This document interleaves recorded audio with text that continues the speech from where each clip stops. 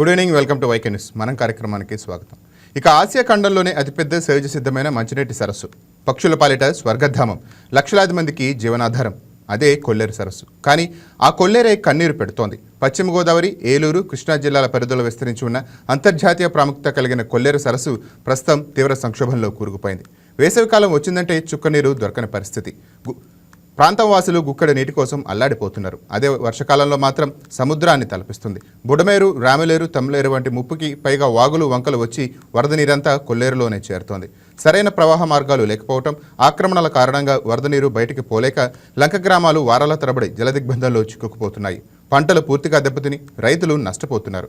కేవలం ప్రకృతి ఇచ్చిన వరదలే కాదు, మానవ నిర్మిత కాలుష్యం కొల్లేరును చంపేస్తోంది. ఎగను ఉన్న పరిశ్రమల నుంచి, ఫ్యాక్టరీల నుంచి వచ్చే రసాయన వ్యర్థాలను ఎటువంటి శుద్ధి చేయకుండా నేరుగా కొల్లేరులోకే వదిలేస్తున్నారు. ఈ విషపూరిత కెమికల్స్ వల్ల సరస్సులోని నీరు పూర్తిగా కలుషితం అయిపోతోంది. ఈ నీటిని తాగటం వల్ల, వాడటం వల్ల స్థానికులు, కొల్లేరు వాసులు చర్మ వ్యాధులు, కిడ్నీ సమస్యలు, గ్యాస్ట్రిక్ వంటి ప్రమాదకర రోగాల బారిన పడుతున్నారు. జీవ వైద్యం దెబ్బతిని లక్షలాది మంది చేపల ముచ్చువాత పడుతున్నాయి. అయితే వరద నీటిని, ఉప్పు నీటిని నియంత్రించే రెగ్యులేటర్ల నిర్మాణం కోసం స్థానికులు ఎంతగానో ఎదురు చూస్తున్నారు. గత ప్రభుత్వం ఇచ్చిన హామీలను ఈ ప్రభుత్వమైనా నెరవేర్చాలని కొల్లేరు ప్రాంత వాసులు కోరుతున్నారు.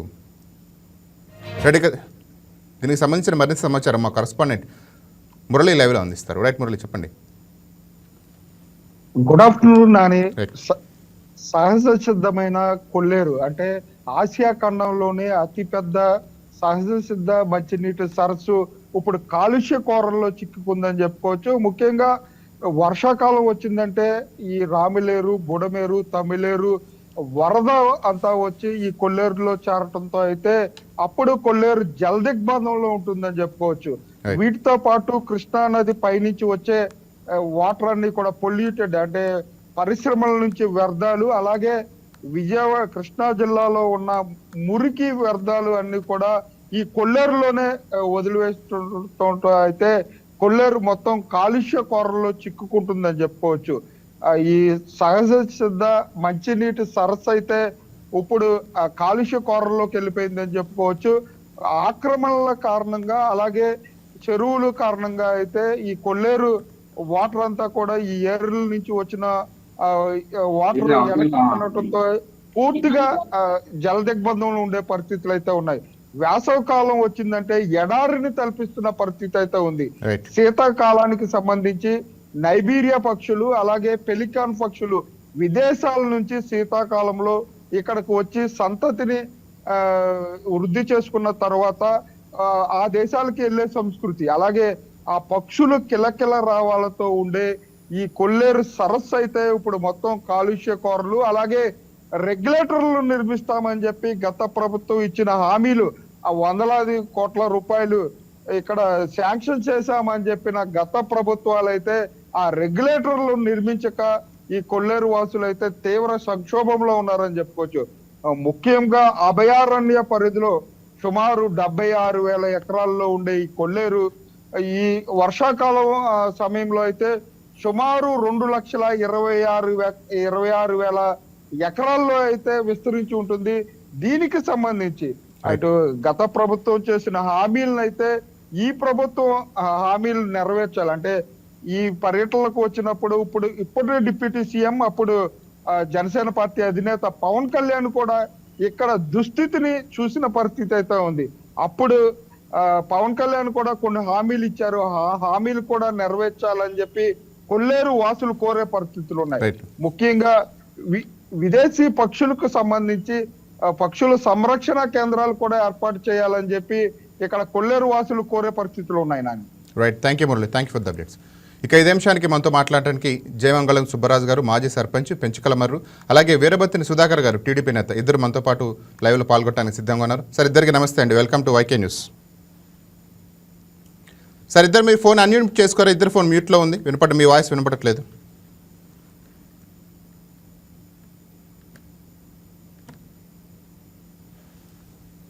నమస్తే అండి. నమస్తే అండి సార్, వినిపిస్తుందా? నాకు వినపడుతుందండి, మీకు? రైట్ అండి. సార్ చెప్పండి, ఒకప్పుడు శుభ్రంగా నీటితో కలకలాడిన కొల్లేరు ఇప్పుడు ఎండాకాలం అయిందంటే చాలు పూర్తిగా ఎండిపోయి ఎడారిని తలపిస్తోంది. దీనికి గల ప్రధాన కారణం ఏంటి సార్? ముందుగా వైకే టీవీ ఛానల్స్ ప్రేక్షకులకి అదేవిధంగా యాజమాన్యానికి వారి సిబ్బందికి నా హృదయపూర్వక కృతజ్ఞతలు తెలియజేసుకుంటున్నా. Thank you sir. ఇది మన కొల్లేరు అనేది ప్రపంచంలో అతిపెద్ద సరస్సు, మన అందరికీ తెలిసిందే, మంచినీటి సరస్సు. దీన్ని ఆనాడు మనం జలగ వెంగళరావు గారు 76లో ముఖ్యమంత్రి అయినప్పుడు కొల్లేటి వాసులు తుఫాను వచ్చినప్పుడు ఇబ్బంది పడుతూ మునిగిపోతాం, ఆ గ్రామాల నుంచి బయటకు వచ్చే పరిస్థితి అందరికీ తెలిసిందే, ఆనాటి పెద్దవారు అందరికీ. దాని దృష్టిలో ఉంచుకునే ఆయన వీళ్ళకి సాంప్రదాయబద్ధంగా ఉన్న చేపల జీవన వేటని అలా కాదు, వీళ్ళకి చేపల చెరువులు సొసైటీలకు ఇవ్వాలని చెప్పి ఆనాడే 2 జిల్లాలు అంటే కృష్ణా పశ్చిమ గోదావరి జిల్లాలకు సంబంధించి సుమారు జీవో నెంబర్ 118 ద్వారా 136 సొసైటీలు ఇచ్చిన చరిత్ర ఆనాడు జలగ వెంగళరావు గారు.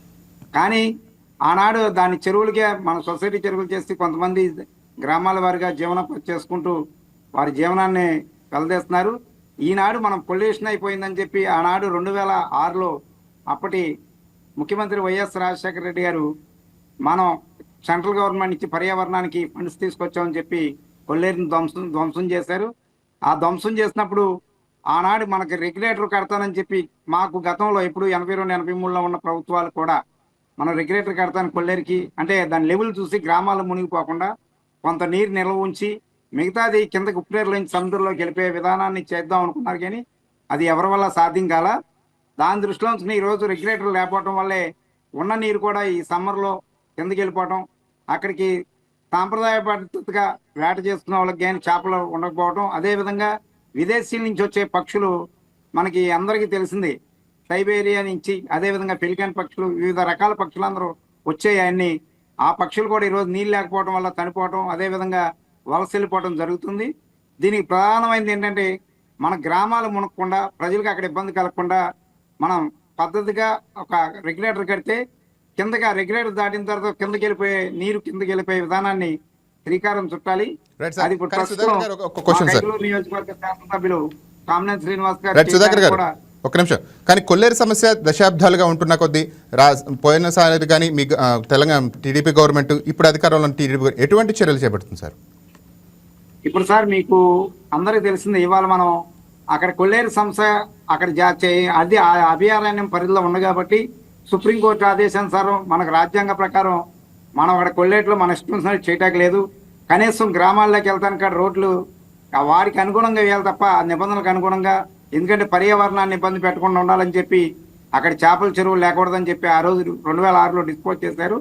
దాని దృష్టిలో ఉంచుకునే ఈరోజు కొల్లేటు ప్రజలు అక్కడ పక్షులతో పాటు అభయారణ్యంలో ఉన్న ప్రజలు కూడా జీవనం సాగిస్తున్నారు. కాబట్టి అక్కడ ఉన్న ఈ గతంలో ఏదైతే జలగ వెంగళరావు గారు సొసైటీలుగా ఇచ్చిన చెరువులు ఉన్నాయో వాటిని మళ్ళీ గ్రామాలకి ఇచ్చేయాలని చెప్పి ప్రస్తుతం మా ప్రభుత్వం పెద్ద చంద్రబాబు గారు కానీ, పవన్ కళ్యాణ్ గారు కానీ, లోకేష్ గారు, అదేవిధంగా ఇక్కడ ఈ కొల్లేరుతో ముడిపడి ఉన్న సుమారు 5 నియోజకవర్గాలు ఉండి, కైకలూరు, దెందులూరు, ఏలూరు, అదేవిధంగా ఉంగుటూరు, ఇవన్నీ 5 నియోజకవర్గాలు ముడిపడి ఉంది. కాబట్టి 5 నియోజకవర్గాల ఎమ్మెల్యేలు కూడా ఈరోజు కూర్చుని మా కైకలూరు నియోజకవర్గ ఎమ్మెల్యే గారు పెద్ద ఆయన మన కామినేని శ్రీనివాస్ గారు మీ అందరికీ తెలుసు, ఒక 3-4 ఏళ్ల క్రితం 4 నెలల క్రితం దీనిపైన మనం మన రాష్ట్ర ప్రభుత్వం నుంచి కేంద్ర ప్రభుత్వం దృష్టికి తీసుకెళ్లి ఎమ్మెల్యేలందరూ ఇక్కడ కొల్లేరుకి సమస్యకి పరిష్కారం చేయాలని చెప్పి ఆ రోజు కోరటం వల్లే ఇవాళ కమిటీ వేసి ఆ కమిటీ ద్వారా ఈరోజు మన సుప్రీంకోర్టులో అభయారణ్య పరిధిలో ఎంతవరకు చేయొచ్చో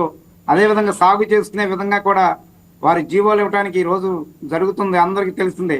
ఈరోజు ఆ సంస్థ అయితే మాత్రం కొల్లేటికి అక్కడ జీవించే ప్రజలకు కూడా సామరస్యంగా సంస్థ క్లియర్ అవుతుందని చెప్పాల్సిన అవసరం ఉందండి. కానీ చుట్టుపక్కల ఉన్నటువంటి ఫ్యాక్టరీల నుంచి వచ్చే వ్యర్థాలను అరికట్టడంలో ఎటువంటి చర్యలు చేపడుతున్నారు సార్? అదొక్కటి చాలా ఇబ్బంది అవుతుందండి. ఎందుకంటే ఈ కొల్లేరు అనేది ఒక కాలువ లేకపోతే ఒక ఇది కాదు, ఒక సరస్సు లాంటిది. మనకి ఇందాక మన ఛానల్ వచ్చినట్టు రామ్లేరు, అదేవిధంగా తమిళేరు, బుడమ ఇవన్నీ గతంలో కూడా వరద నీరు వచ్చినప్పుడు బుడమేరు మనం మునిగిపోతే ఒక 2 సంవత్సరాల క్రితం కొల్లేరు లంక గ్రామాలే కాకుండా అదేవిధంగా ఆ కొల్లేరంతా మునిగిపోయి అతలాకుతలం అయిపోయిన సందర్భం మనందరికీ తెలుస్తుంది. దాని దృష్టిలో ఉంచుకునే ఈరోజు ఆ వరద నీరు ఎలా వస్తుందో అదేవిధంగా ఫ్యాక్టరీల నుంచి కూడా వ్యర్థాలు దాని ద్వారా వచ్చేయటం వల్ల ఈ కొల్లేరులో ఆ వ్యర్థాలను ఆపడానికి మనం కట్టడి చేయలేకపోతున్నాం. దీనికి ఒకటి కమిటీ వేసి దీన్ని మనం ప్రతి స్థాయిలో ప్రభుత్వం నుంచే దీనిపైన అరికట్టాల్సిన బాధ్యత అవసరం ఉందని చెప్పి తెలియజెప్తున్నాం. రైట్, ఇక మనతో పాటు సుబ్బరాజు గారు మాజీ సర్పంచ్ ఉన్నారు సార్, వినిపిస్తుందా సార్? నమస్తే. రైట్ సార్, ప్రధానంగా చెప్పండి, కొల్లేరు ప్రాంతంలో ఆక్రమణలు, డ్రైనేజీ వ్యవస్థ లేకపోవడం వల్ల దానిపైన వరద ప్రభావం ఏ విధంగా పడుతుంది? వర్షాకాలంలో పరిస్థితులు ఎలా ఉంటాయి సార్? సార్ వాస్తవంగా ఈ రోజు మంచి విషయం మీద మరి డిబేట్ పెట్టడం కొల్లేరు వాసులుగా మేము సంతోషిస్తున్నాం. Right, sir. దానికి వైకే న్యూస్ వారికి నా హృదయపూర్వక ధన్యవాదాలు సార్. Thank you sir. నిజంగా ఈ వరద ముప్పు అనేది ముఖ్యమైన కారణం ఏంటంటే కొల్లేరులోకి వచ్చేటటువంటి అయితే రామ్లేరు, లేకపోతే గుమ్మలేరు, లేకపోతే బుడమేరు, లేకపోతే ఇంకా కాళ్ళ, లేకపోతే మూర్తిరాజు గారి కాలం, ఇలాగ చాలా కాలం సుమారు 76 కాలాలకు సంబంధించినవి అన్ని కూడా కొల్లేరులోకే వరద నీరు కానీ లేకపోతే ముప్పు నీరు కానీ మొత్తం రావాలి. ఈ వరద నీరు, ఉప్పు నీరు వచ్చినప్పుడు ఏదైతే కొల్లేరు నుంచి ప్రధానంగా సముద్రంలోకి వెళ్ళవలసినటువంటి వాటర్ సంబంధించిన ఉప్పుటేరు ఏదైతే ఉందో అదంతా కూడా పూడిపోవడం వల్ల ముఖ్యంగా కొల్లేరులో వాటర్ ఎక్కువ ఉండి వరద ముప్పు అవడానికి ప్రధానమైన కారణం మేము అందరూ ఒప్పుకుంటాం. దానికి సంబంధించి ప్రస్తుతం ఉన్నటువంటి మా శాసనసభ్యులు కామినేని శ్రీనివాస్ గారి ఆధ్వర్యంలో మరి అనేక రకాలైనటువంటి ఇక్కడ వాటర్ బయట సముద్రంలో పంపించడానికి పంటల ద్వారా కానీ లేకపోతే ఈ డోజర్ల ద్వారా కానీ అదేవిధంగా అనేక రకాలుగా ఈ వాటర్ను బయటకు పంపడానికి ఆయన చాలా కృషి చేస్తున్నారు. దానికి ప్రత్యేకమైన ధన్యవాదాలు ఆయనకి, కామినేని శ్రీనివాస్ గారికి. అదేవిధంగా ఏదైతే ఈ ఛానల్స్ ద్వారా బయటికి వెళ్ళాలో వాటర్ అదంతా కాదు, కొల్లేరులోనే కేవలం నిలవ ఉండాలి అని అంటే కంపల్సరీ కొల్లేరు మీద ఉన్నటువంటి ఉప్పుటేరు మీద రెగ్యులేటర్ అనేది కంపల్సరీ కావాలి సార్. ఎందుకంటే ఇక్కడ బయట నుంచి పక్షులు వచ్చి ఉండాలన్నా లేకపోతే గుడ్లు పెట్టి వెళ్ళాలన్నా ఎంతో కొంత వాటర్ అనేది నిలవ ఉండాలి. ఆ వాటర్ సుమారు ఫిబ్రవరి నుంచి మార్చి నెల వచ్చేసరికి పూర్తిగా నీటి నిల్వలు అడుగంటిపోవడం వల్ల ఉన్న కొద్ది నీరు కూడా సముద్రంలోకి వెళ్ళిపోవడం వల్ల ఇక్కడ నీరు నిల్వ లేకపోవడం వల్ల ఇక్కడ ఉన్నటువంటి ప్రాంతం అంతా కూడా ఆ టైంలో ఎడారిగా మారిపోతుంది అనేది వాస్తవం. అది కాబట్టి గత ప్రభుత్వాలు ఎన్నోసార్లు హామీ ఇచ్చి నెరవేర్చలేకపోయినాయి. కాబట్టి ఈసారి మరి మా కూటమి ప్రభుత్వం వచ్చింది. ఈ ప్రభుత్వంలో అయినా సరే రెగ్యులేటర్ నిర్మాణం కనుక చేపడితే ఇక్కడ సహజంగా ఉండేటటువంటి మత్స్య సంపదని, అదేవిధంగా బయట నుంచి వచ్చే విదేశీ పక్షుల్ని, అదేవిధంగా స్థానికంగా జీవించేటానికి ఎవరైతే ఇక్కడ ఆ చుట్టుపక్కల గ్రామాల్లో 3 లక్షల మంది మరి జీవనోపాధి కోసం అది మత్స్య అంటే చేపల వేటనే ప్రధాన ఆర్థిక వనరుగా ఏర్పరచుకున్నారు. వాళ్ళకు కూడా జీవనాధారం కావాలి అంటే గనక కంపల్సరీ నీళ్లు ఉండాలి. రెగ్యులేటర్ నిర్మాణం మాత్రం కంపల్సరీ చేయాలని మా ప్రధానమైన డిమాండ్ గా మీ ద్వారా మాకు తెలియపరుస్తున్నాం సార్. రైట్, సుధాకర్ గారు మీరు చెప్పండి, గత ప్రభుత్వాలు కూడా ఎన్నో కూడా రెగ్యులేటర్ల నిర్మాణం పైన హామీలు ఇచ్చాయి, కానీ అమలు రూపంలో వచ్చేసరికి కార్యరూపం దాల్చలేదు. దానికి ప్రధాన కారణం ఏంటి సార్? సార్ అది మనం కొల్లేట్లో అనేది కొంత మేర స్థాయిలు కిందకి దిగిపోవడం, దానివల్ల నిర్మాణం చేయలేని పరిస్థితి. అయితే మనం ప్రస్తుతం ఒక 2-3 ఏళ్ల క్రితం పెద్దింట్లమ్మ వారిది వంతెన వేయగలిగాం. దాని దృష్టిలో ఉంచుకునే మనం అనేది కొల్లేట్లో ఉప్పేరు దగ్గర దిగిపోతుంది అనుకుంటే కొద్దిగా ముందుకు వచ్చి కొల్లేట్లో నుంచి ఉప్పేరుకి వెళ్ళే దానిలో అక్కడ రెగ్యులేటర్ నిర్మాణం అక్కడ సరిగ్గా సాయిల్ చూసుకుని అంటే నేల సాయిలు చేసుకోవాల్సిన బాధ్యత ఉంది. ఈరోజు కొల్లేట్లో మా పెద్ద ఆయన కామినేని శ్రీనివాస్ గారు, అదేవిధంగా మిగతా ఎమ్మెల్యేలు కూడా పక్షులకి ఎంత హక్కు ఉందో అక్కడ ఏళ్ల తరబడి జీవిస్తున్న వారికి కూడా ఈరోజు సాంప్రదాయబద్ధ చేపల వేటగా ఆనాడు ఉండి కూడా సుమారు 136 సొసైటీలు ఇచ్చిన జలగం వెంగళరావు గారు ఆ రోజు అయితే మరి ఆ రోజు కూడా రాజ్యాంగ ప్రకారం ఆయన నిబంధనలకు విరుద్ధంగా ఇవ్వాల, నిబంధనలకు అనుగుణంగానే ఇచ్చారు. కాబట్టి ఈ రోజు కూడా మన పెద్ద ఆయన కామినేని శ్రీనివాస్ గారు కూడా అదేవిధంగా మిగతా ఎమ్మెల్యేలు, మిగతా నియోజకవర్గాలు అందరూ కలిసి మా పార్లమెంట్ సభ్యులు మన ఎంపీ పుట్టా మహేష్ గారితో కలిస్తే ఈ రోజు దీనికి ఒక అధ్యయన కమిటీ వేసింది. మనం చేయాల్సిందల్లా ఇంత శాశ్వత పరిష్కారం కొల్లేటికి, అదేవిధంగా పక్షులకు ఇబ్బంది లేకుండా, పర్యావరణానికి ఇబ్బంది లేకుండా ఒక మంచి ఆలోచనతో ఇది మంచి ప్రభుత్వం కాబట్టి చేస్తున్నారు. కాబట్టి దీని దృష్టిలో ఉంచుకుని కూడా ఈ 2-3 ఏళ్లలో మనం అనుకున్న విధంగా ఈ రెగ్యులేటర్ నిర్మాణం కూడా అయితే మన లంక గ్రామాలు మునక్కుండా అక్కడ ప్రజలకు ఇబ్బంది లేకుండా అక్కడ నివసించడానికి వచ్చి ఉంటాకి పక్షులకు కూడా అవకాశం ఉంటుంది. కాబట్టి ఒక లెవెల్ చూసి రెగ్యులేటర్ నిర్మాణం కూడా త్వరలోనే మన కామినేని శ్రీనివాస్ గారి నాయకత్వంలోనే, అదేవిధంగా ఎంపీ గారు పుట్టా మహేష్ గారు, మిగతా ఎమ్మెల్యేలు అందరూ కలిసి కూడా దీనికి శ్రీకారం చుడతారని చెప్పి అందరూ ఆశిస్తున్నాం. జరుగుద్ది. కాకపోతే ఇన్నాళ్ళు జాప్యం జరిగింది, కానీ ఈ 1 సంవత్సరం 2 సంవత్సరాల్లో మాత్రం ఆ రెగ్యులేటర్ నిర్మాణం పై దృష్టి కూడా మా ఎమ్మెల్యే గారు పెట్టారు. దాన్ని కూడా ఆలోచన చేస్తున్నారు. ఈ ప్రస్తుతం ఇక్కడ స్తబ్దతగా ఉన్న కొల్లేటి ప్రజల జీవన విధానానికి కానీ, అదేవిధంగా పర్యావరణానికి ఇబ్బంది లేకుండా పక్షులు ఉండడానికి ఇబ్బంది లేకుండా చేయాల్సిన బాధ్యత ప్రజాప్రతినిధిపై ఉంది. కాబట్టి ఇది చాలా సున్నితమైన అంశం, మనందరికీ తెలుసు. దీన్ని చాలా జాగ్రత్తగా ఎవరి మనోభావాలు దెబ్బతీయకుండా అదేవిధంగా రాజ్యాంగ ప్రకారం చట్ట ప్రకారం వెళ్లే విధంగా అధికారులకి ప్రజలకి కోఆర్డినేషన్ చేస్తూ మా కూటమి ప్రభుత్వం ఈరోజు మంచి ప్రభుత్వంగా చేస్తుంది. మరొక విషయం కూడా మీకు ఒకటే చెప్తున్నాం, ఆ రెగ్యులేటర్ నిర్మాణం అయితే ఇక్కడ మా కైకలూరు మండలంలో ఉన్న ఆటపాకలో పక్షుల మనందరికీ తెలిసిందే పర్యాటక కేంద్రంగా ఉంది. వివిధ రకాల జాతుల పక్షులు వస్తాయి. అదేవిధంగా ఇక్కడ దానివల్ల పర్యాటక కేంద్రం పెరిగి సుమారు కొంతమంది జీవితాలు, కొన్ని కుటుంబాలు బతుకుతాయి. కైకలూరు కూడా ఒక పర్యాటక కేంద్రంగా ఉంటుంది కాబట్టి దాన్ని కూడా ఇక్కడ ప్రజలందరూ స్వాగతిస్తున్నారు. దీనిపైన కూడా త్వరితగతినే, ఎందుకంటే గతంలో ఇదే కామినేని శ్రీనివాస్ గారు మంత్రి ఉన్నప్పుడు 2014-19లో మనం 17-18లో ఫిల్కాన్ ఫెస్టివల్ పెట్టి ఒక పండుగను ప్రతి సంవత్సరం సాంప్రదాయబద్ధంగా చేయాలని చెప్పి అప్పుడు సినిమా యాక్టర్ వెంకటేష్ గారిని అదేవిధంగా వివిధ పెద్ద వాళ్ళని తీసుకొచ్చి ఇక్కడ ఫిల్కాన్ పక్షుల్ని సాంప్రదాయబద్ధంగా ఎలా అవి జీవిస్తున్నాయో అదేవిధంగా పండగ వాతావరణం కూడా చేసిన సందర్భం ఉందండి. రెగ్యులేటర్ కూడా మీరు అన్నట్టు త్వరితగతిన మంచి స్థాయిలు చూసి ఎక్కడైతే అనుగుణంగా ఉంటుందో గ్రామాలకు ఇబ్బంది లేకుండా చేసే ప్రక్రియ మా కూటమి ప్రభుత్వం చేస్తుందని చెప్పి తెలియజేసుకుంటూ ఉన్నాం. రైట్, సుబ్రహ్మణ్య గారు మీరు చెప్పండి, అంత మంచినీటి సరస్సు అందుబాటులో ఉన్నా కానీ సమ్మర్ వచ్చిందంటే స్థానిక ప్రజలు మాత్రం వాటర్ ట్యాంకర్లపైన ఆధారపడటం ఎవరి వైఫల్యం అంటారు సార్? ఖచ్చితంగా చెప్పాలంటే విధి మాతో ఆడుకుంటుందండి కొల్లేరు ప్రజలతోనూ. ఎందుకంటే మాది ఈ నియోజకవర్గం అంటే ఇటువరకు పూర్వం కృష్ణా జిల్లాలో ఉండేది ఈ ప్రాంతం, ఇప్పుడు ఏలూరు జిల్లాలోకి వెళ్ళింది. అది ప్రధానంగా కృష్ణా జిల్లాలో శివారు ప్రాంతం అవటం వల్ల, అదే కాకుండా ఈ జిల్లాకి శివారుగా ఉండడం, మత్స్య పరిశ్రమకి ఎక్కువగా మరి ఈ జిల్లా మూల కారణం అవ్వడం, మధ్యలో ఈ ఏదైతే మనకి మంచినీళ్ళు వచ్చేటటువంటి కాలువలు ఉన్నాయో ఆ చుట్టుపక్కల ప్రాంతాల్లో మరి చేపల చెరువులు అనేవి ఎక్కువగా ఉండడం కూడా ఓ ప్రధానమైన కారణం. దాని ద్వారాగా మాకు రావాల్సినటువంటి మంచినీళ్లు, మాది శివారు ప్రాంతం కాబట్టి మా దగ్గరికి రాకపోవడం కూడా ప్రధాన కారణం. మిగతా రోజుల్లో ఎలా అయినా వేసవికాలం వచ్చిందంటే కొల్లేరులో నీటి నిల్వలు ఖచ్చితంగా తక్కువ ఉంటాయన్న సంగతి అందరికీ తెలుసున్న విషయమే. దీనికోసం అని ప్రత్యేకంగా ఆనాడు మరి ఎమ్మెల్యేగా మినిస్టర్గా ఉన్నప్పుడు కామినేని శ్రీనివాస్ గారు ఆయన దూరదృష్టితో ఆలోచించి సుమారు సిద్ధాపురం అంటే పశ్చిమ గోదావరి జిల్లాలో ఉన్నటువంటి సిద్ధాపురం నుంచి పెంచిగలమర్రు దగ్గరికి సుమారు 17 గ్రామాలకు ఉపయోగపడే విధంగా ఒక సిపిడబ్ల్యూ స్కీమ్ లోకి ఒక భగీరథ ప్రయత్నం అనేది మా శాసనసభ్యులు మరి కామినేని శ్రీనివాస్ గారు ఆ రోజున మరి చేశారు. ఆ ప్రయత్నంలో ఈ రోజు మనం పశ్చిమ గోదావరి జిల్లా నీళ్లు సుమారు 6 కిలోమీటర్ల నుంచి పెంచిగలమర్రు సిపిడబ్ల్యూ స్కీమ్ కు తీసుకొచ్చి మిగతా గ్రామాలన్నిటికి కూడా మంచినీళ్ళు ఇచ్చే ప్రయత్నం చేస్తున్నారు. కాకపోతే ఏంటంటే దీంట్లో ఖచ్చితంగా మరి ప్రభుత్వం పనిచేస్తుంది. రానున్న రోజుల్లో కూడా మంచినీళ్ళు ప్రజలందరికీ అందుతాయని ఎవరైతే మేము ఆశపడుతున్నామో అవన్నీ కూడా జరుగుతాయి. ఎందుకంటే మా శాసనసభ్యులు అంత కష్టపడుతున్నారు. అదేవిధంగా మేము ఏలూరు జిల్లాలో ఉండడం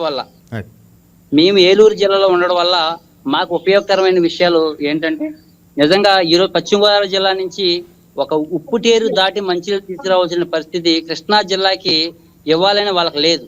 కానీ వాళ్ళు కూడా ఈ మానవ విధానంతో ప్రజల యొక్క అభిరుచి కోరకు వాళ్ళు కూడా మానవులే, మనుషులే, వాళ్ళు కూడా మంచినీళ్ళు అందించాలనే కారణం చేత పక్క జిల్లా అయినా సరే వాళ్ళు కూడా మాకు మంచినీళ్ళు ఇవ్వడానికి మరి వాళ్ళందరూ కూడా ఒప్పుకున్నారు. ఈ రోజు పశ్చిమ గోదావరి జిల్లా నుంచి మా గ్రామాలకు కూడా మంచినీళ్ళు వస్తున్నాయి. అదే మా గ్రామానికి చుట్టుపక్కల గ్రామాలకి కొన్నిటికి అవసరం తీరిన ఇంకా మరికొన్ని కొల్లేరు గ్రామాలన్నిటి కూడా మంచినీళ్ళు లేక ఇబ్బంది పడుతున్నటువంటి వాస్తవమే.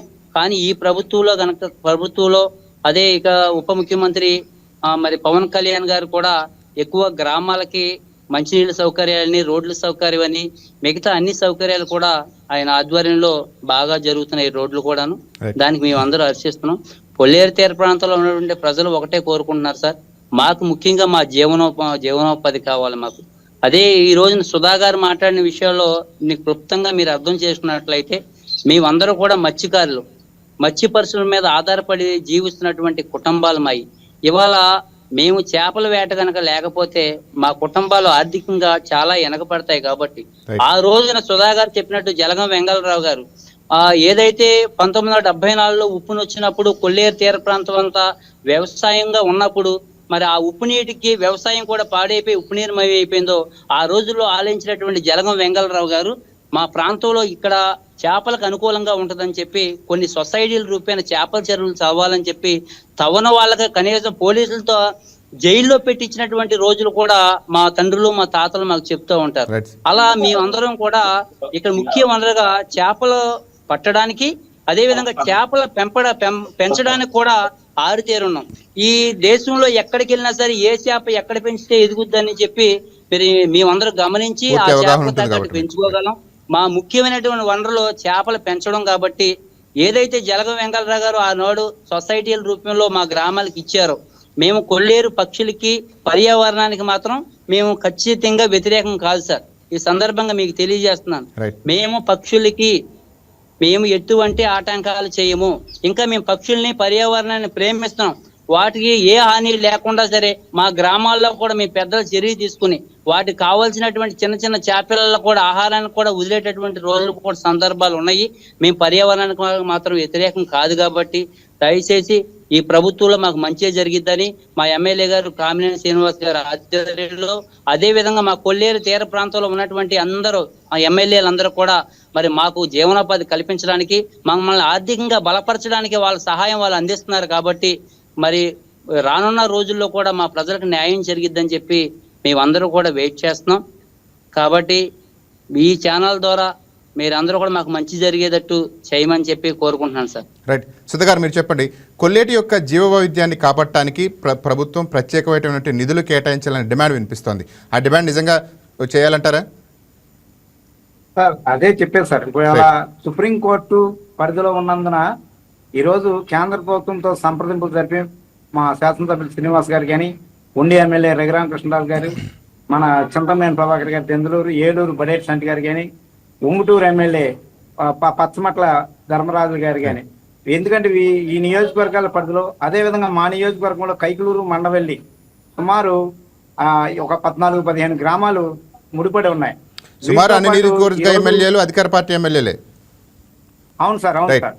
దాన్ని దృష్టిలో పెట్టినా సార్, కొల్లేట్లో ఇంతవరకు మనం మీకు తెలుసు, ఏదైనా కొల్లేరు సంస్థ మీద పోరాడాలంటే గ్రామంలో ఇంటికి ఇంతని తీసేవాళ్ళు డబ్బులు.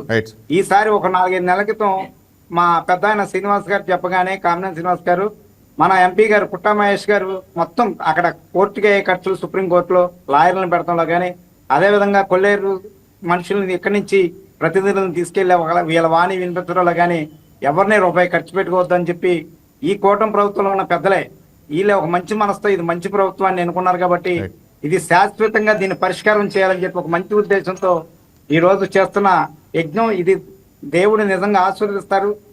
మేము చెప్పింది అదే, సుప్రీంకోర్టుకి అదేవిధంగా రాజ్యాంగానికి వ్యతిరేకంగా కాదు, కానీ అందులో పక్షులకి ఎంత పాత్ర ఉందో, ప్రజలకు కూడా జీవనోపాధి. ఎందుకంటే ఏళ్ల తరబడి సుమారు 60-70 సంవత్సరాల నుంచి, నేను పుట్టక ముందు నుంచి ఉంటున్నారు.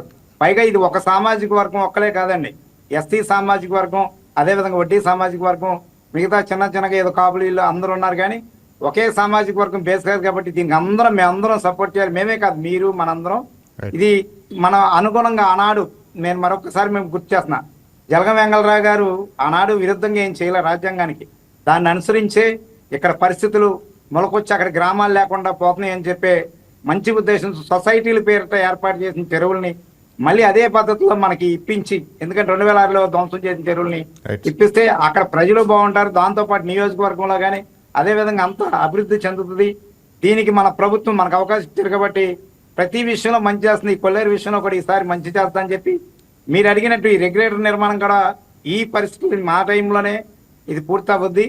అదేవిధంగా మీకు ఒక మాట చెప్పాలి, ఇందాక మా మిత్రుడు సుబ్రాజ్ చెప్పాడు, చెప్పండి సార్. పెంచుకల మరి వాటర్ స్కీమ్ ఉంచుతారు. ఆ వాటర్ స్కీమ్ ద్వారా కొంతవరకు ప్రజలకు దాహత తీరుస్తుంది. ఈ సమ్మర్లో యాసగాళ్ళు అనేది మీరు అనేది రెగ్యులేటర్ నిర్మాణం లేకపోవడం వల్ల నీరు కొంత అనేది నిల్వ ఉండకపోవడం, మొత్తం ఉప్పేరు ద్వారా సముద్రంలోకి వెళ్ళిపోవడం అనేది పొరపాటు జరుగుతుంది. దీనిపైన కూడా అధ్యయనం చేసి ఉంది కొల్లేరికి ప్రజలకి వీళ్ళకి శాశ్వత పరిష్కారం జరిగిన వెంటనే మన పెద్ద ఆయన కామినేని శ్రీనివాస్ గారు కానీ, దీనికి సంబంధించిన మిగతా ప్రజాప్రతినిధి కానీ, మా ప్రభుత్వం కానీ రెగ్యులేటర్ నిర్మాణం కూడా చేపట్టి అక్కడ పక్షులకి ఎవరికి ఇబ్బంది లేకుండా ఎవరి పని వాళ్ళు చేసుకునే విధంగా కార్యక్రమం చేయడానికి మాత్రం ముందున్నారు. దానిపైన మాత్రం పూర్తిగా కామినేని శ్రీనివాస్ గారు, మిగతా ఎమ్మెల్యేలు అందరూ మన సుప్రీంకోర్టులో కానీ కేంద్ర ప్రభుత్వంతో సంప్రదింపులు చేయడంలో కానీ, ఇక్కడ చంద్రబాబు నాయుడు గారు, పవన్ కళ్యాణ్ గారు, లోకేష్ కూడా ఒక మంచి ఉద్దేశంతోనే ఆలోచించి దీనికి ఏదో విధంగా ఈ 2029 లోపే శాశ్వత పరిష్కారం చేయాలని చెప్పి కోరుకుంటున్నారు. దీనికి మనందరం బాధ్యత వహించి మీరన్నట్టు అక్కడ ఉన్న పక్షులు కూడా ఇబ్బంది లేకుండా రెగ్యులేటర్ నిర్మాణం త్వరితగతిన పూర్తి చేస్తున్న బాధ్యత మా పైన ఉంది. దీన్ని మరొకసారి మా శాసనసభ్యులు కామినేని శ్రీనివాస్ గారి దృష్టికి కూడా తీసుకెళ్తాం. ఆయన మాట్లాడుతూ ఉన్నారు సార్, ఈ రెగ్యులేటర్ నిర్మాణం కూడా పూర్తిగా చేయాలని. Right sir.